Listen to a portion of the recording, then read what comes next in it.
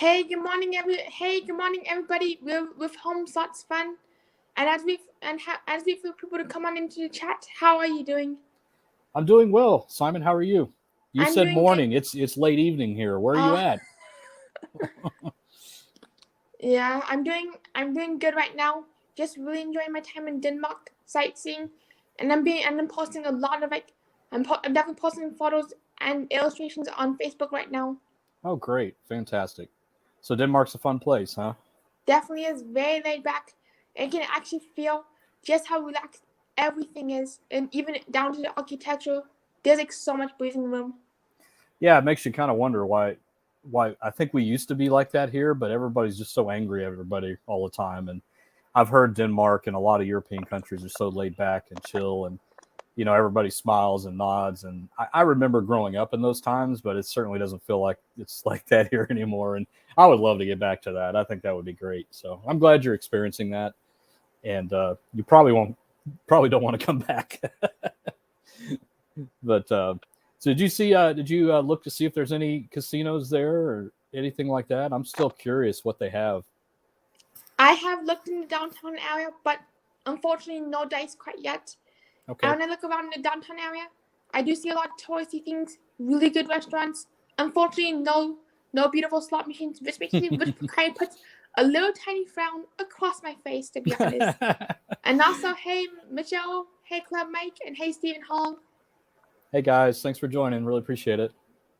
Good to So see you. you know what I'm going to do on one of my live streams, on my 40-day live stream challenge. I'm going to do the slot machine hunt. There you go. That sounds good. Make sure you have a plan before you just go walking all over Denmark, though, because it could be for a long walk there. Yep, gotta get the Google Maps out and Yeah. just go hunt, hunt, hunt. Find my slot machines. Yep. Yep. And then hope they allow you to at least take a picture. Would love to see it. Yeah, that'd be so great. I think And that's always interests me is the casinos overseas. I've never been to any, but how much different are they really?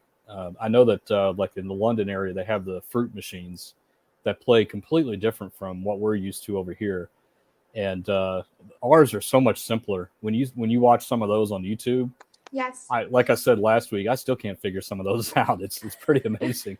neither Um, can I. they're very sophisticated, so I'd love to play them someday. It seems like they're a lot more, I guess, active. But yeah. Let us know. Do a reconnaissance there and see what you can find out. I'd love to see it. I definitely am. And since we do have people in, do you want to start talking about illegal game rooms and like why Yeah, it is so dangerous? sure. Yeah, no problem. So um, I'm going to use the state of Texas as a good example, just because I live here and I've seen it firsthand, and it's becoming more and more of an issue here. It was not something anybody ever heard of 5 or 6 years ago here, or at least I didn't. I didn't know they existed, but now they're just springing up like you wouldn't believe.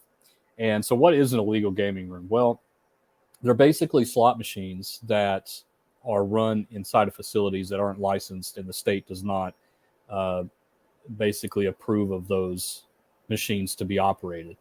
The quickest way to tell if it's an illegal gaming room or not is do a Google search and just say, "Is gambling legal in my state?" and look up your state, and you'll find the rules. Um, Now, Texas is a little strange because there is an exclusion. If you go and look that up, it's going to say all gambling is prohibited except for like bingo halls and lottery systems that are state run. But there are some loopholes, and one of them is called a redemption slot machine. And these are basically, they're called eight liners. They're machines that are video only. Um, they're called eight liners because you play eight lines. They're very simplistic. They're not like anything that you would see inside of a casino, say in Vegas or anything. But they are um, completely legal because you can only bet a cent, and the max it can pay back is $5 in store credit, and it can't be used for lottery tickets or smoking or liquor or anything like that. So you could, in theory, go and play $1 and win $5 and then go get $5 in gas. That's completely legal. You can do that. Um, I don't. I have a picture. I don't know how to get it on the stream, but I'll send it to you, Simon, and we can figure out next time what to do it. But there is a gas station right down the road here that has 2 8-liners. It's completely legal, and they have a sign up that shows the rules and regulations and all that. If you see that, you're in good shape. You can play those.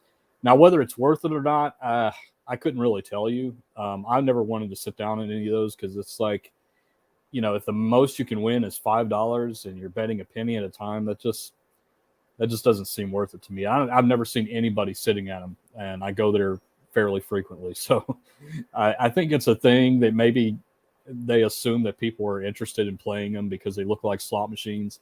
But then when they get to actually playing them and realize they can't really do much with what their winnings are, it's not really worth the effort and time and money. But that's not what we're talking about. Those are completely legitimate. And now we have game rooms that are basically trying to say that they're using that loophole, but they're not. And what I mean by that is that they have legitimate slot machines, like casino, machines that have been in casinos previously that are on the market for you to purchase. And again, in Texas, it's wide open. You can own any slot machine from whatever era or year for your home personal use, no problem. So, it's really easy to come by these machines because of that rule. That's why I do what I do here with selling and restoring slot machines, is because it's hot here. Everybody has machines, everybody wants machines, and everybody needs them repaired. It's just a big thing here in Texas. And it's mostly because we border three states that allow gambling, and we're stuck in the middle and you can't go gamble anywhere. So, people get their itch by just buying machines themselves. But these illegal game rooms have figured that out. People are tired of driving to Oklahoma or New Mexico or Louisiana, and they'd rather just go someplace local or close. And people don't know any better. They see a slot machine in a gas station, they probably assume it's fine. There's a back room and there's 5 or 6 machines back there and people are playing them. I think the average person would probably feel pretty safe in that environment. Why would those machines even be in there if they weren't legal, right? Wouldn't somebody bust them? They just haven't been caught yet. And who knows how much, I don't want to get into greasing the cops and all that kind of stuff.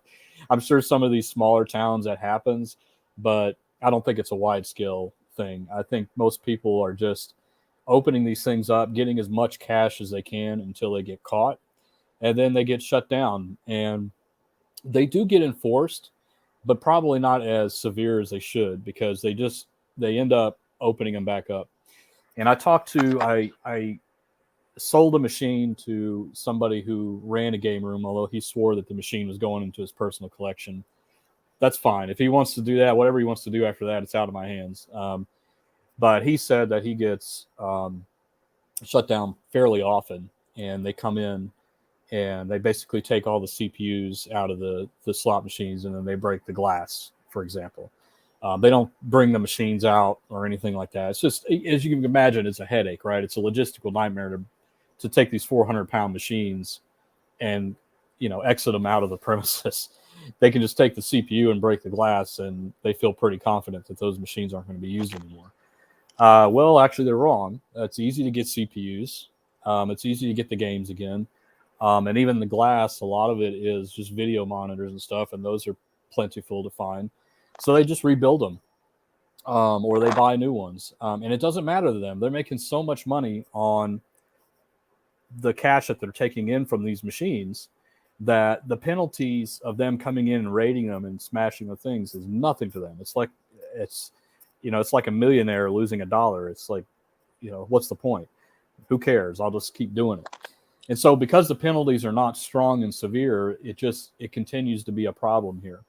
And where I feel that it's a big concern is that the general public does not realize this. And I've talked to people before who have asked me, hey, have you gone to the game room over there on 5th Street? And I was like, I would not go there if I were you. I'm like, well, my friend went and he won like $20 or something like that. Yeah, I'm sure he did. But again, it's not regulated by anybody. So who are you going to complain to if you don't get paid? You can go to the cops, but they're not going to pay you. There's nothing to do. And so you're at the mercy of these people, kind of like the honest, just they want to stay honest as long as they can to keep people coming back. But there's nothing that prevents them from, let's say somebody comes and hits a huge jackpot on one of the machines they have in there, and they have to pay him and they're out of money. There's nothing that forces them to pay the rest of the jackpot or to pay you because you were in there at the time that happened. You just don't have any protection. And so why would you want to spend your money in an environment like that? It sounds very scary to me.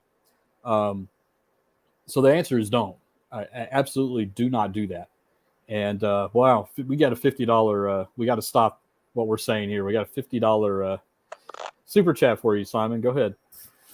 Thank you so much, K, for the $50 super chat. Woo! All right. OMG, I love you, Simon. Love you too. Thank you so much, 5K. Awesome. What a great super chat. Thanks so much. I know she really appreciates that. Oh. Now she has some spending money in Denmark. And also, before I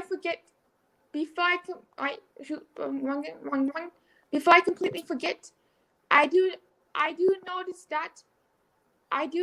that in some pictures of illegal game rooms, what they do is they actually have they either have very generic game glass or a game glass that is like just the color black.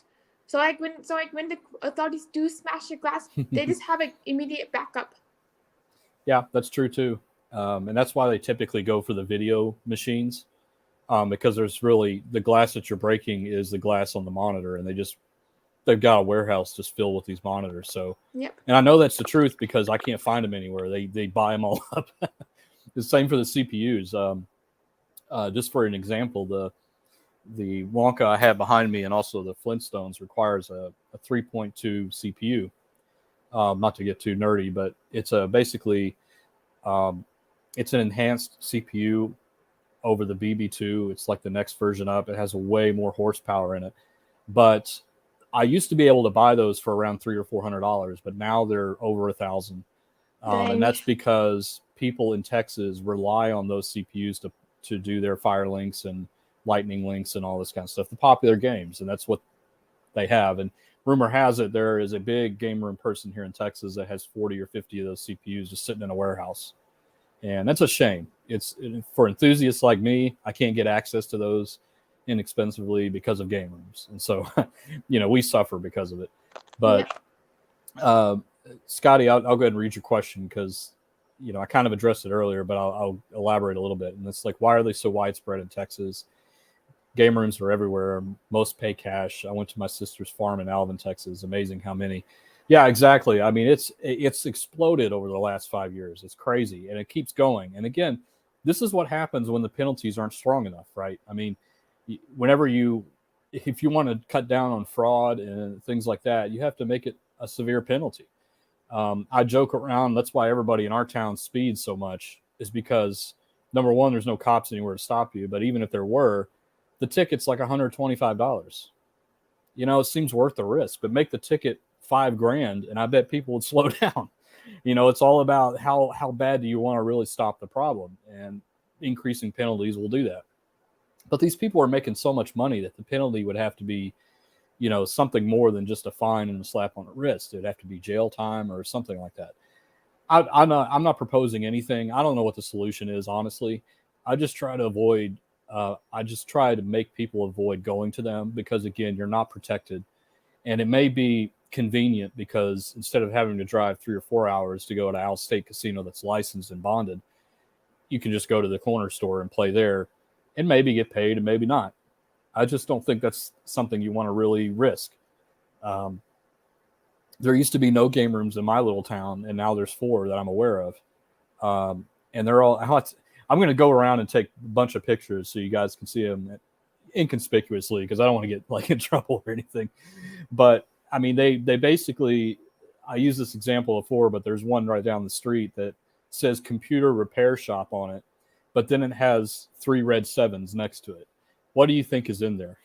A computer repair shop or a backroom casino? I think a backroom casino, and it's just, it's one of those things that, and that one will probably be there for 6 months, then it'll be shut down and then it'll pop up somewhere else. That's what just keeps happening. So I wonder how does game rooms hide in plain sight? Like what you said, they said it's a computer repair shop. Then it put 3 red 7s. I wonder how did they hide game rooms in plain sight? I think it's priorities of the legal system. Do we want to go and do a bust on this place? Is it worth the time and effort and money um, to enforce that law? Maybe, maybe not. Um, you know, they can't just walk in and see casino machines and say, "That's it, we're shutting this place down." You know how they have to gather proof, they have to get a lot of evidence, all those types of things, and it takes time, taxpayers' dollars, that kind of thing. That's my best explanation for it. I can't really. I mean, if there was like an assigned task force by the state of Texas that is responsible for shutting these things down, I bet it would be hard to hide in plain sight. But you know, it, some do. By the way, some say they're bingo halls. They say bingo all over the place, and then you go in there and you see a bunch of machines in the back. It's not a bingo hall, but who of what authority is going to walk in there and report them and things like that. So, And I, oh man, and I also I think just read that question. Sorry. oh, sorry. No, go ahead. And I also think that some of the officers' guilty pleasure is playing at the illegal slot machine halls. Yeah, I mean, I think some people probably it's fine. It's worth the risk for them, especially if you're not playing a lot of money. If you're playing less than $20, that type of thing, maybe it's worth it just to go and have some fun and play the machines. Maybe I don't really understand that side of it because I can sit and play these anytime I want, but most people don't have access to machines in their house, so they got to scratch at it somehow. And I guess these things are very attractive. Um, but my word of caution is the same. I mean, it when things are not regulated and you don't have protection in place, um, there's nothing to prevent them from ripping you off, and there's not much you can do about it. And I would not spend a lot of money in one of those places if you do go to have fun, maybe. But again, when there's illegal activity going on, who knows what other illegal activity could be going on in there? And do you really want to be part of that? And inside of there, somebody doesn't get paid, and then they go postal on the place that owns it. I mean, I don't know. It seems very fishy to me, and it's not something I would advise anybody to go into. Take the time, drive the extra mile. I understand gas is expensive and hotel stays are expensive, but if you're going to gamble, go to a state-run place or some place that's regulated, Indian tribe or not, it doesn't matter, but just go to some place that's regulated. That is some really great advice. And Straight Up Slot says that there are 3 legal casinos in Texas. There are. I believe the Kickapoo Indian reservation. One is the very south border. One I believe is in El Paso, and I'm not really sure where the third is. So Straight Up Slots, if you can remind me where the third is, that'd be great. But I'm pretty sure that I know the one in the very south is run by the Kickapoo, and that is legitimate. And it's mostly Class 2 machines. They do have some Class 3, but it's mostly Class 2, which is the bingo back end thing. And then I know about the one in El Paso, but those are the only 2 I'm aware of. But I can guarantee you the ones in the back of the gas station is not one of them. And Monica says, I live in Texas, but I've never been to a game room. Is it like an underground casino? Yep, it's exactly what it is. They're not doing it legally. You don't have protections. It's just a faith-based system. You're assuming that they're going to pay you. In general, they will because they want to attract more business. I mean, this is how casinos started, right, before they became regulated. But my point is that there's nothing to back you up if something goes wrong. The machine breaks or they refuse to pay you because they're out of money or whatever the excuse they come up with, or we'll pay you in a money order, but don't cash it until Tuesday. All these things are very fishy, and you just got to be really careful. So if you if you see one, don't go in there and check it out and look at it, and you'll see what I mean. It just looks really fishy. But don't put any money in, any serious money anyway. Don't plan on it. And they all set their machines to the lowest payback percentage that is possible in those machines. So I mean that's another thing to consider.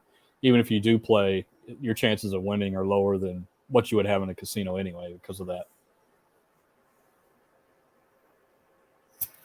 Yes, and also, Lucky Obsession says that say there are people that win $10,000 more. That is my business, and thousands and thousands of other people's businesses. And she also adds, one second, and she also adds, you go to where you know they are honest and they're going to pay you. I never got messed with. Yeah, I mean, if you want to take the risk, go for it. But I strongly urge people not to do it. You may have a good relationship with that person. You've been paid over time, and that's fine. It's not worth the risk, guys. It really isn't. Um, why would you want to risk that amount of money on an unregulated and unprotected environment? It's too risky. It's very risky. If you want to do it, go for it. You don't have to listen to my advice. I understand that. I totally get it. But for the general public, most people don't understand how those things work and how they're run and what protections they do or don't have. And I'm here to tell you that you have no protections. It's a faith-based system, and that's just scary when it comes to gambling. You know, it's like playing It's like playing the lottery and going to turn in your scratch ticket and them saying, "Oh, we don't have enough money to pay you." You don't have any protections. You know, that's the thing to look out for. Yes, and also on top of that, the thing that scares me the most about trying a game room is the idea of being there during a bust, quite honestly. And also another idea of the game of and also another boy is also I remember what you say is that when game roomers go look for machines to buy, they always ask for the top payout and the maximum payouts because they always didn't show that they would have enough to pay out. Yeah. Yeah. Won 3,500 in a game room, but they only paid me 1,500. Such a scam. Yeah, I mean that happens. Again, it's not regulated. So I mean, what do? Go to the authorities? Yeah, I mean you can rat them out, but they're not going to pay you the rest of the money. You know, if you had a casino board over it, then you could go to them and issue a formal complaint and get your money paid. Those things can happen, but when you don't have a protection, I mean, that's what it is. Yes, and that's definitely a really good word caution. I do want to say hi to some people in the chat. Go for it. Hey Randy, straight up slots, Miss Bling thing, 5K, 5K Grenade, Lucky Obsession, Talking Catcher, the big jackpot, Kaz. Nice to see all of you. Hey guys. Yeah, I do want to address Lucky Obsession slots and scratching in here. We're not going to moderate your comment or anything like that. You can say whatever you want. You might have good luck in a game room, and that's perfectly fine. I understand that. I understand that you probably have one that you have a good relationship with. Maybe you've played over 2 to 3 years, and they've always paid you. That's great. And if you want to share that with people, that's fine. But again, these places are not run legally, and you should know that going into it. You should have all the information up front before you make that decision. It's the same thing with like online casinos. You know, they're very risky. You got to be careful. They're not regulated either. The servers are overseas in Malaysia and other places, and you have to be careful with that. So, you know, my general advice is to stay out of those places unless you really know what you're doing and you understand the process and know how those people work. That is not. From what you're saying, it sounds like an exception to the rule to me. I've heard a lot of horror stories from these game rooms, and because they're not regulated, it's difficult. And the general advice is for people to stay out of them. And also we are not like telling people where to play and where not to play. We did it right now. Oh shoot, darn it! I lost my train of thought. Like before I go, personally for me, before I go to try something, try slot machines somewhere new, I always like to do a lot of research to see what's going on, and also I just like to really dig into the facts to see where I'm putting my money first. Yeah, that's a respectable thing to do. Or go into it with a very low bankroll and test the system, see that it's working before you start just kind of going crazy. So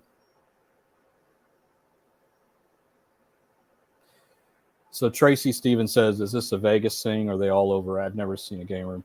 You probably will not see game rooms, illegal game rooms in Vegas. Not, who knows? Maybe they exist. You know, the mob used to run Vegas. Maybe they're still there. I don't know. But they are usually in places where there is not legitimate casinos. That's where they spring up. Because people, whether they like it or not, they're gamblers. They need to gamble. And if they're in a state that doesn't allow gambling, they either have to travel, which is very difficult right now because of the expense, or they try to go to local places and play there. So it depends, Tracy, on where you live. If you've never seen them before, come down to Texas sometime and you'll really see them, especially the little towns. And I think that's probably why they explode in the small towns of Texas, is because nobody's there watching them, or there's no person oversight or anything that's going in to check in to see if they're hiding in plain sight, like you said, Simon. So. And also, Texas is a really long state, so it's like hard. Yeah, so it can be like really hard for the officers to like regulate things. And Kaz says, some people do not go to the casino, do know the risk. I have not been to the casino. I'm not doing any of them. I would go to a legal place though. Yeah, it just, to me, it just makes logical sense. If you're going to be gaming with your money, I would want some kind of protection and assurance that, one, the machines are not rigged, two, that I'm going to get paid out if I win, and three, that if something goes wrong, I have something to report to. And those are the three things that are awarded to you if you go to a casino that is legitimate. None of those three things are guaranteed if you go to an illegal game room. And if you're willing to take that risk, go for it. But it's very risky. And because these things get busted and closed down all the time, it's just around the corner that something's going to happen. So, some will do the tickets, which I think is terrible because they can't validate the tickets anyway. Somebody could go home and just copy the ticket and bring it in and get paid. This stuff is just not, there's no oversight. There's nobody watching these guys, and that could be dangerous. And I'm sure there may be people that find this video that run game rooms and they want to defend it so they can keep them open. That's fine. I understand your position. I really do. But the majority of people do not understand that when they go to a game room in Texas, that it's any different from a casino in a legitimate location. It may look the same. They play the same machines that they see in Vegas, and they assume that it's fine. But that's not the case. They don't have the same protections that they do. It's like buying, I don't know, cigarettes or something from somebody that's not approved. You don't know what they put in them. It's not regulated, and there's nobody checking them. It's just very risky. And that's what we're really talking about here, is just the risk. Kickapoo, Lucky Eagle, and Lucky Eagle's the one I think I missed. Yeah. I knew about the one in El Paso. Okay, yeah. Yes. And those would be fine to go to. Absolutely. Yes. And I also do understand, I also do respect everybody's, I also do understand that I do respect everyone's opinions, and that we may not all agree on the same issues. As well, I sometimes I come across very strong. I understand that. That's just my nature. I take these things personally sometimes, but it's not because I don't respect your position. And that's why I'm not like, Simon blocked that person from saying anything else. That's not right. That's not what we're trying to do here. I want everybody to have an open and honest discussion and hear my side of it. You say your side of it. And if we disagree, we disagree. It's okay. It's totally okay. But I think people should understand the risks. And there are risks. That's something we can't debate about. There are risks going into an illegal game room. What we can debate about is whether it's safe enough to go in there and gamble with your money or not. That's what we can debate about. So. And I'm also curious, Lucky's obsession in salt and scratchers. I'm curious how, for you personally, I'm like wondering how for you, like, what do you consider to be like a reputable, like in your eyes, what do you consider to be a reputable game room that's that will pay you? I'm very curious. Yeah, that's a good question. And more money also says in New York, Ohio, their game rooms are legal, but play on a computer sucks and suck. I don't know anything about those, so I won't comment. But um, if you're unsure, yeah, ask to see their license or look it up online. What type of machines and gambling is allowed in the state? I know Ohio does have legitimate casinos, but I guess that doesn't prevent anybody from doing something, like a game room. And I'm sure they're legal, but again, if the machines aren't regulated, who knows what they're set to pay back and all that kind of stuff. So.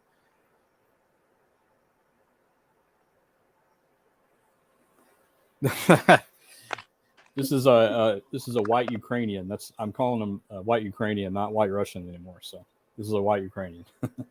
Shout out to Gamble the Globe is the one who came up with that. I didn't come up with it, but he started it. Yes.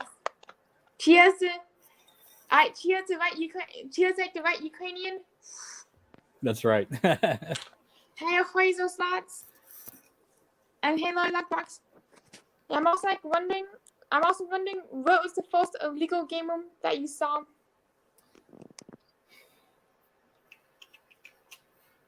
The one locally that I told you about, it says computer repair shop. That's the first one I ever saw, and I saw it about 2 years ago. But I knew about them way before then because they have tried to buy machines from me, and if they come in here and say I'll buy a machine, and they don't give me a reason, but if they come in, I had a couple of people come in here and say, yeah, I'll take 3 machines. Hey, how do I set these up so that they only pay $5? Then I'm like, I'm sorry, I can't sell them to you legitimately because yeah, I could set them to only pay $5, but they're also not the type of machine that you're supposed to have. And so I kind of cut it off at that point because I just don't want to get involved with that for obvious reasons. So I knew about them before I saw any here. I know people were trying to start them up all the time, and they need a place to find machines.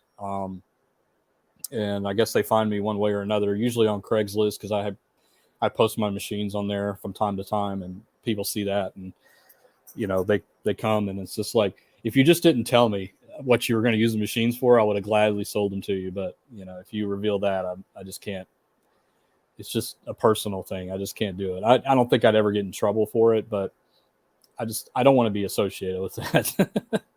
It's too close to the illegal cutoff line that I want to stay good and stay true. Yes, that's good.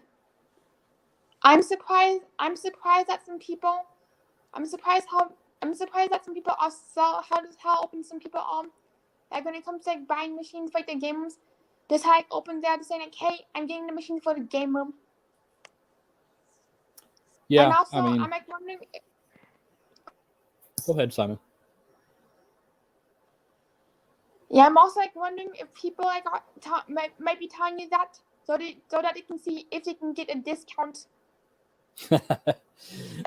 No, if they were opening a legal game room, I'd probably charge them double because they'll make money back on that machine. No, just kidding. But I think because it's the same. It's like, well, how do you change the payback percentage on these, and how do you set it to only pay back a certain amount, and can you turn off the tickets? And it's just, they're all red flags. I know where they're going when they're saying that, and I'd rather them to say I'm buying this for personal use. And honestly, those are the people that I really want to have these things because, I hate turning down sales. It's hard to move these things sometimes. But on the other side, I want people that really want them, like in their house to play them. They've been looking for that game. They used to play in the casino and they can't find it anymore and they want to play it at home. Those are the people I absolutely love selling to because I know they'll get a good enjoyment out of it. I don't like selling to a game room where I know in a month or two it's going to get destroyed. It just personally hurts me. I put a lot of sweat and tears into these things. And, to hear it to go into one of those places, I don't, it's just not something I want to be part of. So. Yes, and also for these machines, it's kind of weird. But when I play my machines, I just get I just get like to, like I just like feel them like as human, and I just get to like interpersonal vibe with them. So I do consider like slot machines to be very human in a way, just like excitable, just like very exciting. And this idea of just like seeing them get destroyed and seeing the slot machines be stuck in like a really bad place just like really breaks my heart just to see what they're going through. Yeah, we're the same on that. I mean, we're enthusiasts, right? We love slot machines, and we're a rare bunch. Not a lot of people love having slot machines at home. Guys, I still get comments on my YouTube channel where people are like, "What kind of idiot would have a slot machine at home and play for fake money?" This idiot. I love it, and I get that people think it's strange, but machines have gotten exciting over the years, and it's not like I'm just playing a single, you know, just a boring game. I've got a lot of exciting games. And Simon, you know this, like Double Diamond's fun, but it gets boring after a while. And you have all the other video slots that you have with bonuses and things. Those are more exciting to play with the sounds and all that. So, I get that. And I think a lot of people don't know that they can own their own machine. I've heard that a lot.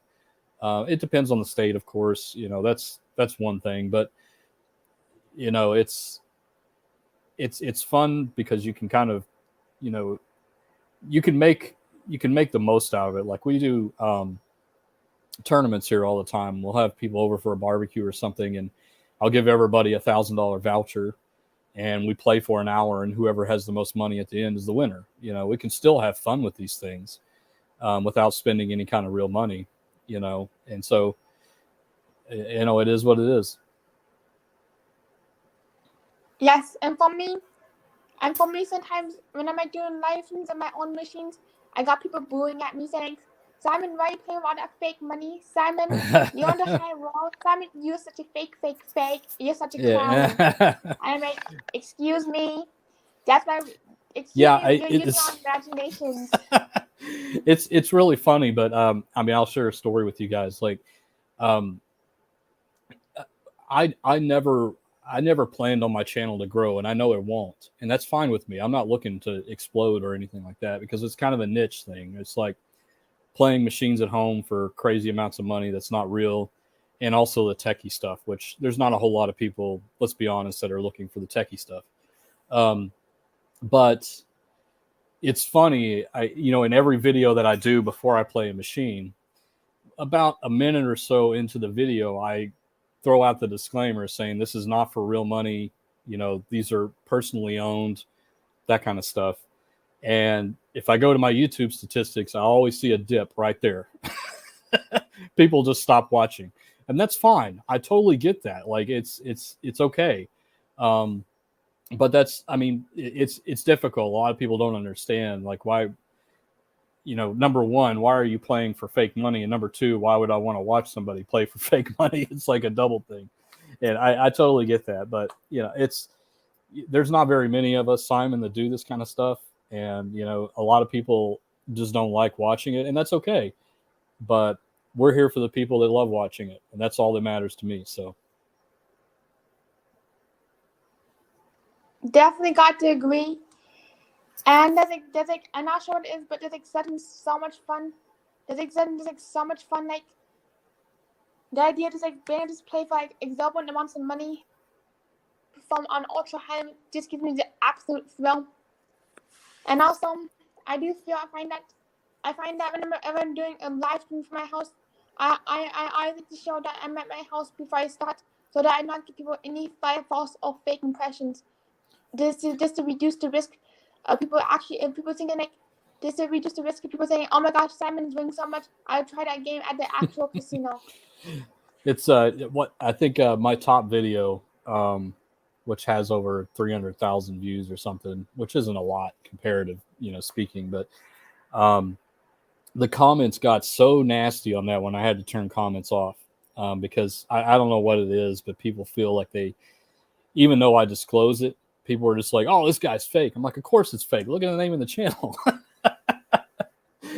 not trying to hide anything. It's just, it is what it is. I always say it, that it's not for real money, but I guess people don't listen, or they just watch it and then they feel like they're being duped or whatever and feel like they need to say it. But I mean, I've always been honest, and you have too, Simon. I think that's important, especially when you're playing high denomination. And, we both set our machines at maximum payback percentage because we can, we want to have some kind of excitement, right, when we're playing from home. So it's important to do that. It definitely is. And I feel that on the higher the denomination you go, the more you have to be straightforward and honest because the risk of people actually falling for the video and thinking that you're playing at the real casino. Gordy Yeah, says, and real quick comment on that before you read that. So, I think we touched on this last week too, but YouTube puts preference over the high denomination videos because they get so much views. People like seeing that high risk, high reward. They love seeing that. They love seeing people gamble for money that they don't have because it's exciting. There's a thrill to that. I totally get that.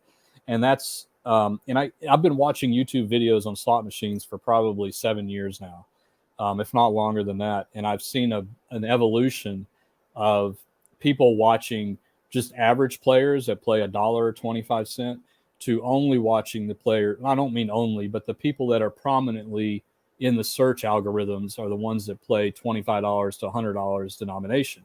And that's just the natural evolution of how YouTube and the algorithm has picked this stuff up. And so, we get exposure to that level of algorithm because we're playing for $200, but because we disclose that we are not playing for real money, we, get deducted, and that's okay. But that's the way the cycle has been, that at least I have noticed on YouTube, is people just tend to really see, and maybe it's because YouTube's pushing it to them, or that's what they search for. A lot of the stuff that, I look at my YouTube statistics and I see what people search for, and it's all like $500 top dollar, $1,000 spins, like high limit top dollar, all that kind of stuff. And it's like, I hate to keep playing that machine over and over again. That's not really what I'm trying to do. But those are what people are searching for. And, that's what you should try to do to grow your channel. But again, on the flip side, I'm not going to try to dupe anybody by saying I'm putting real money in, that kind of thing. So, all right, we can get to that question. Go ahead. yes, and also I noticed that the big search terms are jackpots, ham pays, high limit. And I do notice that when some of my videos, even when I disclose that I'm playing from home, do way better than my actual casino videos. And it's and it can be kind of discouraging at first. Gordy says it can be very discouraging when you make a video that you spend more money on, but the moment you spend the moment you begin using your imagination and going high, that's a video that performs better, which really does speak volumes to what you said about the algorithm.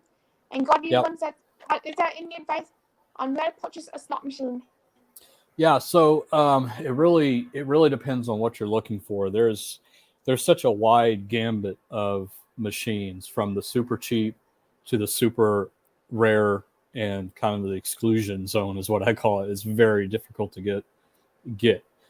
That's where I am. That's what I deal with. I deal with the very rare and hard to get machines, and I didn't start there, but that's where I ended up.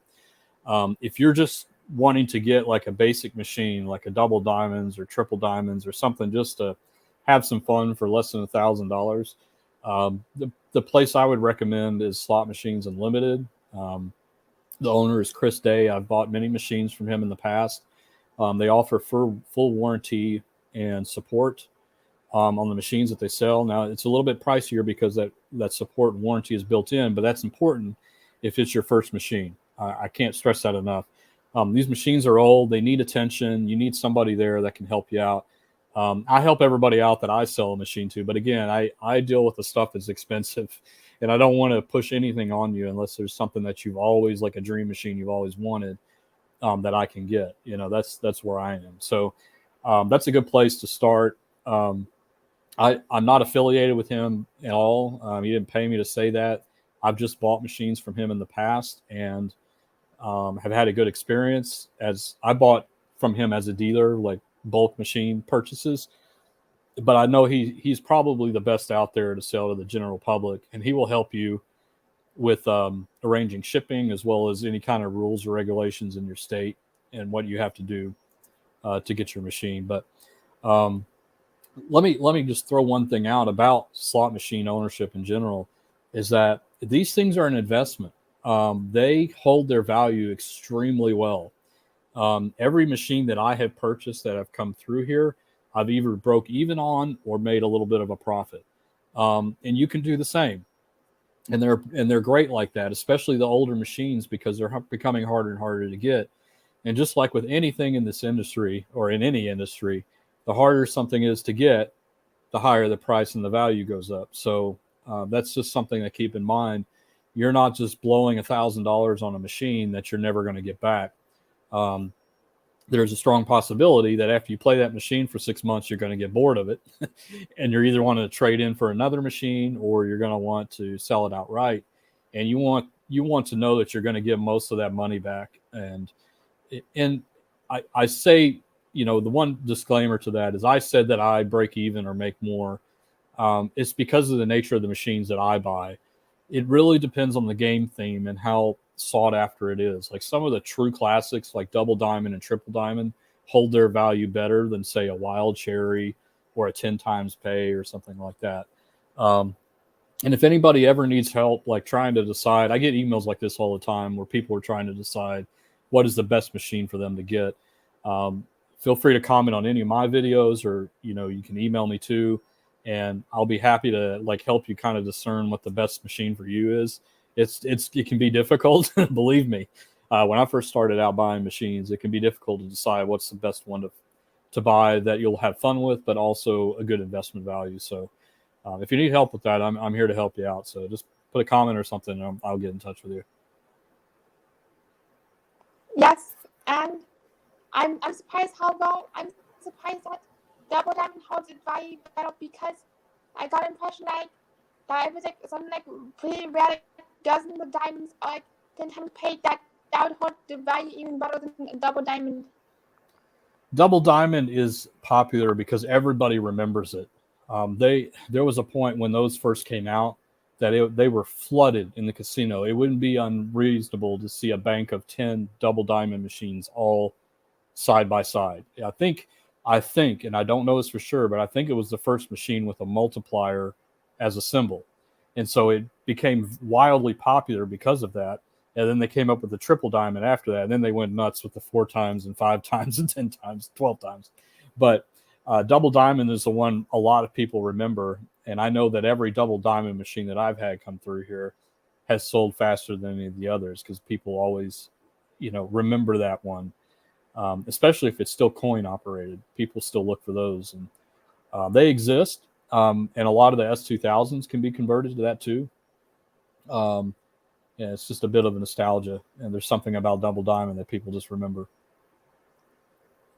Yes, and that was ITC's first iconic slot machine. And I remember seeing this documentary made in 1995, where there was a sign that says, where it's this really old sign that said, "Now paying Double Diamond."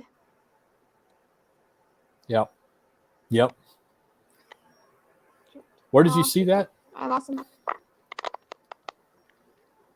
It was just very ancient Las Vegas video. It was called, I think it was called The Secrets of Las Vegas, or the Hidden Gem in the Desert. And nice. That's when I saw that sign. And Broadhead was also asking, the slot machine African Treasure Deluxe by made by Konami, where can I find it? Oh man, Konami games are very difficult to find. I'll be honest with you. If you will do me a favor, Bolthead, put a comment in this video. I will look and see if I can find it, and I'll reply to you yes or no, whether I can. Konami, Aruze, let's see what else. Some of the lesser known brands that aren't as popular are extremely difficult to find because they just never made it out of the casino alive. People, you gotta understand, and I can't be completely honest with this. Or I can be honest, but I can't be completely transparent. But casinos get rid of machines, and certain dealers can buy them, and they buy them by the semi. Like they pull a semi truck up and they just buy them by the dozens, but they only buy stuff that they know that they can resell. And unfortunately, that is mostly IGT, Bally, WMS, Scientific Games. It's all the ones that are very popular. The one-offs like the Konamis they're out there, but they're just harder to find because of that. They're just less sought after, and so dealers just don't want to mess with them. And so what happens? They go right in the dumpster. It's very sad. That's so sad. But please leave a comment. I will check on this video, and I will get back to you for sure. I'm not raised that Konamis were not as popular. For some reason, I thought that Konamis were extremely popular and sought after. They were. I mean, they used to be a bigger thing in the casinos, right? But I don't see them as much anymore. And I think that people are just. I just never see them on the market. I don't see them. I get lists from dealers of what machines that they get in and things like that, and I hardly ever see a Konami on there. So Someday I would love to buy myself a giant truckload of slot machines. be careful what you ask for. It's hard to store them all. It is. Yeah. It would be very costly to store all those. Definitely. One of my storage ideas is if I get a Blue Bolt 2 and a Blue Bolt 3, is plugging out the CPUs and all the parts from both the Blue Bolt machine. And then, I have a Blue Bolt 1 machine. Her name is Bella, and she's very special to me. So what I'm going to do is plugging out all the parts from both machines, and then it's like Franklin gluing them together in Bella. Yeah. I only have one Blue Bolt. You part out your slot machine if it misbehaves. Yep. And Kaz is asking, excuse me, so what is the green machine? So the green machine, I think it's a Bally game. I don't remember for sure, but it's the machine where it's a video reels, but when you spin, it just drops amounts on the 5 different reels, and you can bet 1, 2, 3, 4, 5 reels. That's the green machine. And so it's basically like what you see is what you get. It's very basic. And there's been some iterations of that over time. There's a free games one. There's one with progressives and free games. But it started out initially as a humongous cabinet. It was one of the first that would just take up a tremendous amount of room. And I think some of the casinos still have the big original. I think I saw it in New York the last time I was there. Maybe not, but I think they still have the original green machine in there. But that was a very popular one. I don't know if it still is because I don't think they're making any more iterations of it. That's how you can tell if a game thing is popular, guys. Like, if they keep iterating on it, like they keep coming out with new versions with new twists, like Willy Wonka, Wizard of Oz, all top dollar pinball. If you keep seeing like the newer and newer cabinets of these games coming out, it's because it's a seller. It's a winner. Like, people love playing them. And those are the ones that they're going to keep making new versions of. So that's kind of how it works. Yes, and also I do have to refresh. Since I do hear people asking them hard to hear. So, HomeStop's fun. Will you I'll keep going. the show for a little? No problem. We'll see you in a second, Simon. So Kissy Cat, does he remember? I guess, do I remember the old Eva slot machine with the record bonus on top from 2000? I do remember that. And then there was also another one. It's called Party Time, I think. I don't know if you guys remember that. This one was wild. Like the actual real self in the middle would like shift around like this and go to different views. Actually saw one of those for sale from one of the dealers recently. That was a very interesting game. But I do remember the Elvis slot machine. At least I remember seeing it on YouTube at one point. I bet that's an impossible one to find. Probably some Elvis collector has it.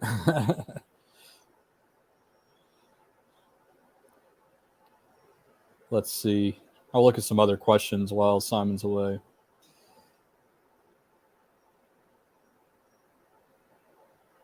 Let's see. Sorry, I'm just scrolling through here.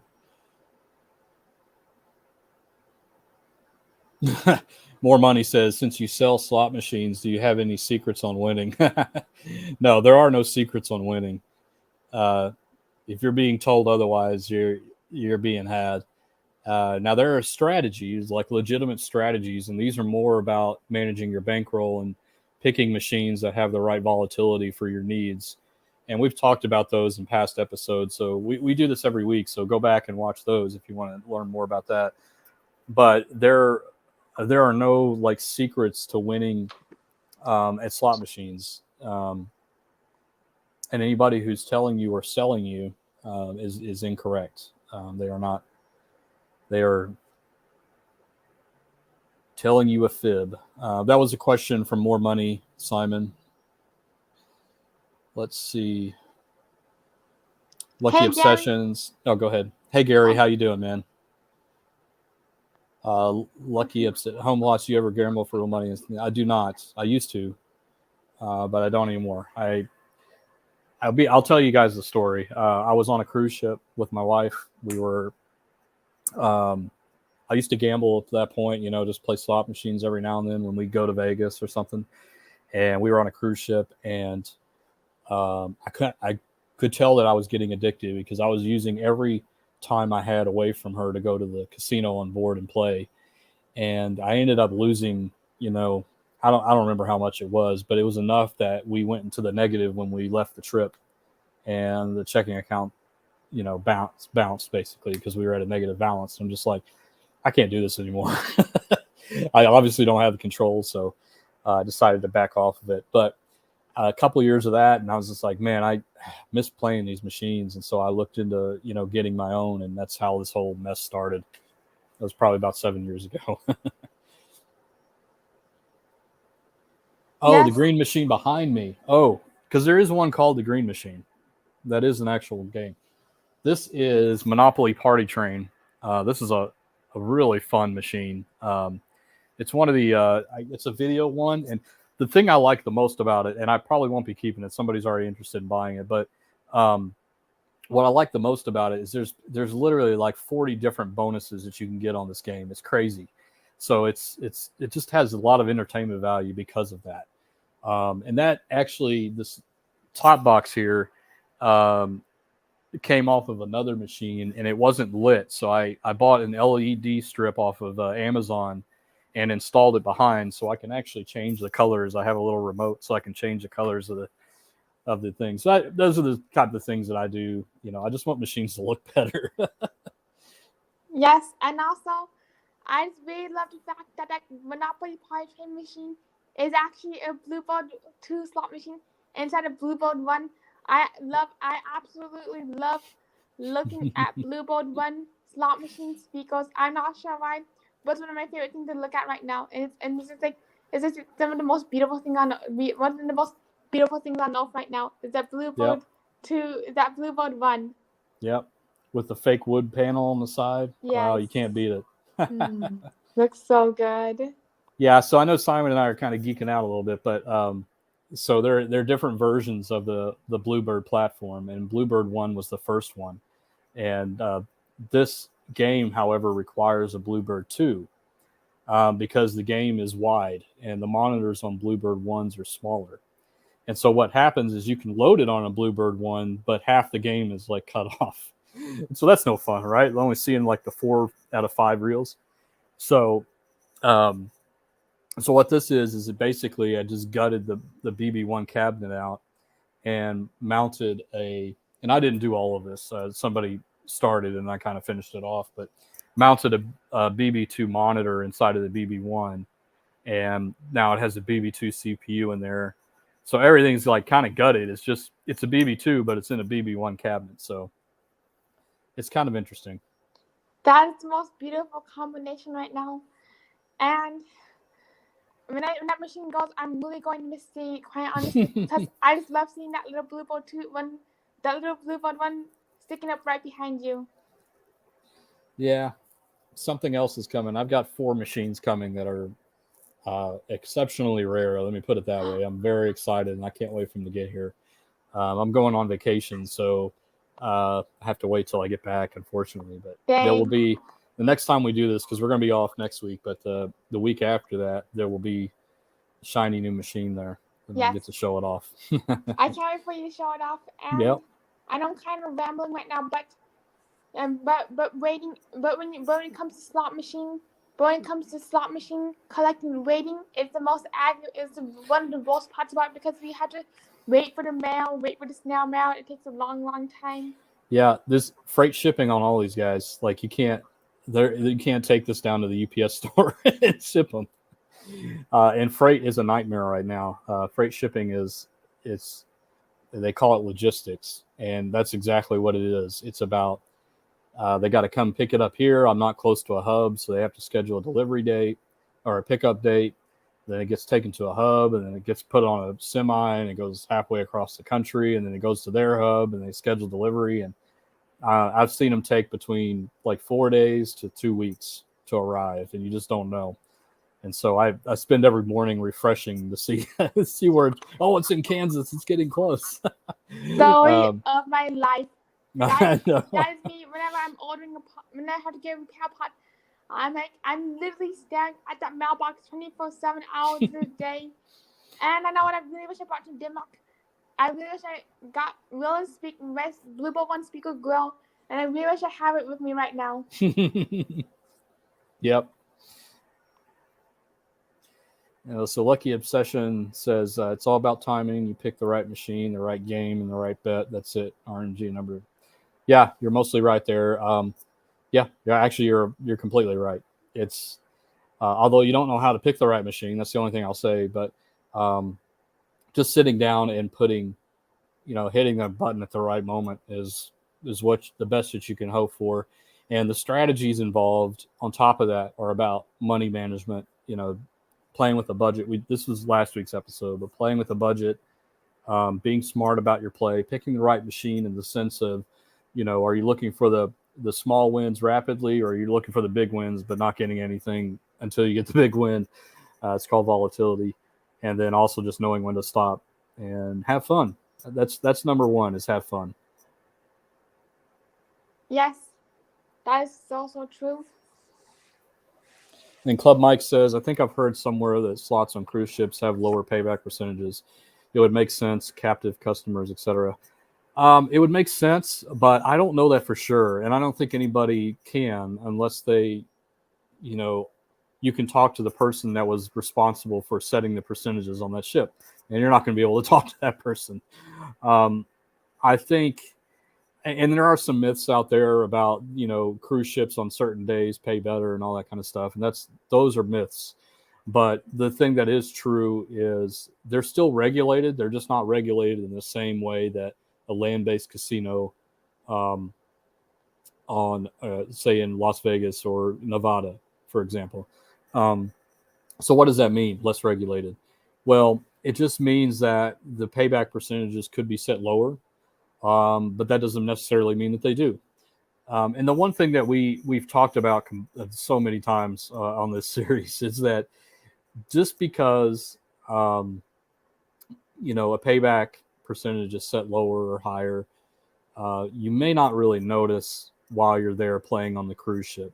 These machines will make money over time, and they are fine with that. They don't need to go in there and monkey with it. I've heard that rumor, and I've heard both sides of it. I've heard people that say that cruise ships pay more, and then I've heard people that say cruise ships pay less. And that's kind of the story of slot machines in general. Everybody has a theory based on what they witnessed. But the thing that you can't witness is a million spins on those machines and be able to discern what the payback percentage actually is set at. And that's what we've talked about a lot. So I won't get into that because I'll go into it for 20 minutes again. It's just too much for people to handle.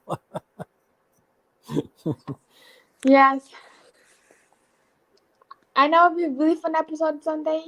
It's an episode where you just ramble the entire time and you go into absolute detail of every single thing. Yeah, I'm sorry. I tend to do that. It's okay. That'd be a really fun one. Yep, I could ramble all day long about these things. All it takes is one question, and there goes 20 minutes sometimes. Yes. And I just keep repeating myself over and over again. I really enjoyed listening to you. Let's see. More Money says, how much for the guitar? It's not an expensive guitar. Don't get too excited. I bought it from a pawn shop long time ago. All right, Club McV just say, Yeah, during the trip, anything can happen. People somehow hit progressive jackpots at the Las Vegas airport, considering that they have the lowest return on slot machines. Here's the thing. Like this stuff always cracks me up, guys. It's people say that Las Vegas airports are the worst place to play. But how long are people in the airports? How long do you play in the airport? Maybe an hour tops, right? So how can you make that determination? You play a lot longer in a casino, so people see a lot more in the casino because people there's way more people playing slots in the casino than in the Las Vegas airport. So there's that. It's all about perception. It's about what you're witnessing or what you've personally had. I don't think, and this is just a personal belief, but I don't think that Las Vegas casino percentages are any less than they are, on the strip. Now they could be, but I don't think it's such a big gap. Again, Nevada still has restrictions on what the minimums are, and I don't know what they are. It's like 82, 85% or something. So they can't go below that. But it's all about, should you play in the airport? Well, I guess if you're bored, you're waiting for your flight or it's delayed or something and you want to have some fun and pass the time, go for it. I don't think there's any harm in doing that. But if you're just getting there and you got off the plane, probably don't play in the airport. Save your bankroll for the casino where you're going to stay and all that kind of stuff, because you'll have way more fun doing it.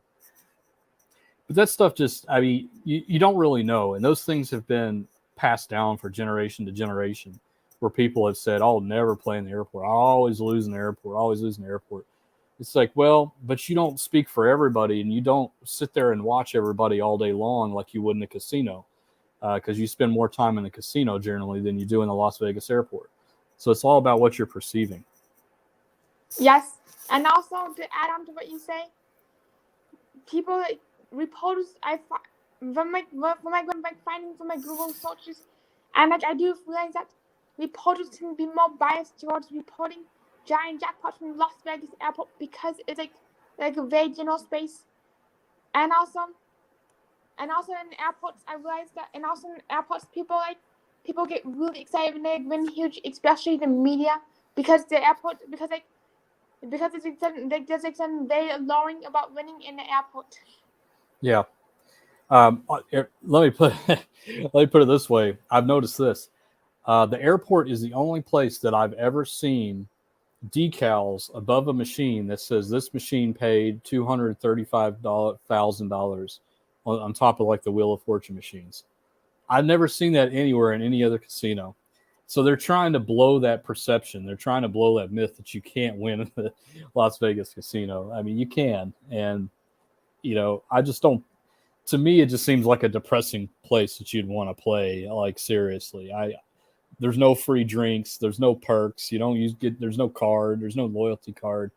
It's just something that you could play to pass the time, and maybe you'll get a win before you get on the plane. Maybe you won't. So, Yes, and in the airport, sometimes like in terminals when it's like really crowded. I've been in one terminal, and you know what people use slot machines for? They literally sit down at the slot machine. They open up the then they put out the utensils, put out the drink, and they use it as a little table. And they literally eat their hamburger on the slot machine and eat like another food on top of the slot machine, which I do find very funny to like watch people actually use it as a dining room as a table before going onto the plane. yeah. Yeah, as you see the signs that says the seats are for slot machine players only, and everybody's sitting there waiting. Yep, eating away. And Yep. I think that like one time when I was in Vegas, I got desperate enough and I did it. So I popped in a $20 bill. I like set the bet to absolute minimum bet in case my juicy hamburger, not juicy hamburger, but in case a little juicy drip of ketchup dropped under the button panel and touched the button. And I wanted to make sure that I'd be like on minimum bet in case I did something. And that's how I got away with eating. At one point, I was starving. Oh, that's funny, Simon. Yeah, I actually did think that. And when I got my phone out, and I was kind of a long-winded story. Got my phone out, started calling my mama, and you know what I did? The first thing I did was I swung my elbow across the button, like, and I bet 36 cents. Whoops. So those accidental bets that probably get you the jackpot, though. Yep, especially if you're eating, trying to enjoy your meal, That's right. and the machine starts blasting music. Yep, absolutely. All right, guys. Well, I think we're going to wrap it up here. Look, I'm on vacation. I'm going to be sitting on a beach next week, so we're not going to do this. I'm sorry, Simon. Oh, it's okay. I'm closing the laptop. I work on a computer all day long. It's like this is my chance to get away and not open the laptop. So we will be back in 2 weeks, and we'll do another episode. Who knows what the topic will be, but we'll pick something. And thank you guys for coming. Really appreciate it as always. And if that's it, we will see you in 2 weeks. All right. All right. Enjoy Bye-bye, your everybody. vacation. Oh, Bye-bye, thank you very everybody. much. Bye-bye.